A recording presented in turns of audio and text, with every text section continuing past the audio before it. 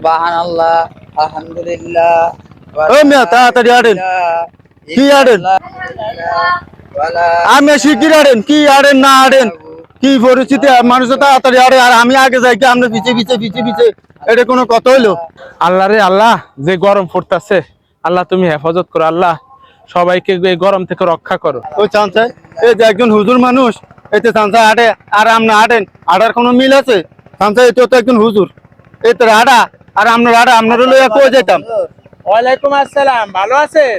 আমার একটু কথা শুনবেন? এইতে আমার ঠাডাঠাডি করে মানে জোরে সোরে আড়ি না দেখিয়া বোঝেন, এইতে তো বোঝে না। আমি তো বুঝি রাস্তার আদব হইলো 4টা। এক প্রথম হইলো নজর হেফাজত করা, নজর নিচের দিকে রাখা। তারপর হইলো কষ্টদায়ক কোনো কিছু পথে থাকলে সরাইয়া দেওয়া। তারপরে হইলো আমের জিকিরে বিকিরে চলা। কষ্টদায়ক কোনো কিছু যদি রোডের ভিতরে ফালানো থাকে তাহলে এটার হাত দিয়া সরাইয়া দেওয়া।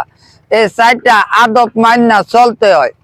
আসলে তো এইতে তো বোঝে না, এইতে খালি আমার লিয়া ঠাডাঠাডি করে। আসলে ভাই উনি আসলে কিছু সুন্নত অনুসরণ করে।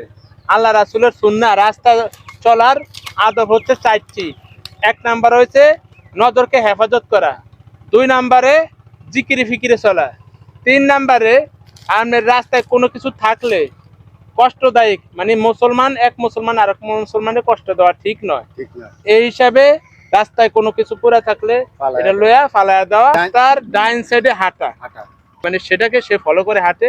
তো ইনশাল্লাহ আপনি এটা মানেন, এটার ভিতরে কামিয়াবি, এটার ভিতরে আল্লাহ তাআলা শান্তি রাখছেন এবং আল্লাহ রাসূল শান্তি রাখছেন। ঠিক আছে ভাই, আসসালামু আলাইকুম ওয়া রাহমাতুল্লাহ। আসসালামু আলাইকুম। বন্ধুরা আসসালামু আলাইকুম ওয়া রাহমাতুল্লাহ। আপনারা সকলে অবগত আছেন যে আমরা এই ভিডিওটা একমাত্র রাস্তার আদবের জন্য করছি। নিজেরা করবেন, এই আদব মানার চেষ্টা করবেন এবং অপর ভাইকে এটা শেয়ার করে দিবেন বেশি বেশি করে, কারণ বেশি বেশি করে শেয়ার করলে আপনারও সওয়াব হবে ইনশাআল্লাহ। ভিডিওটি শেষ হয়ে গেছে।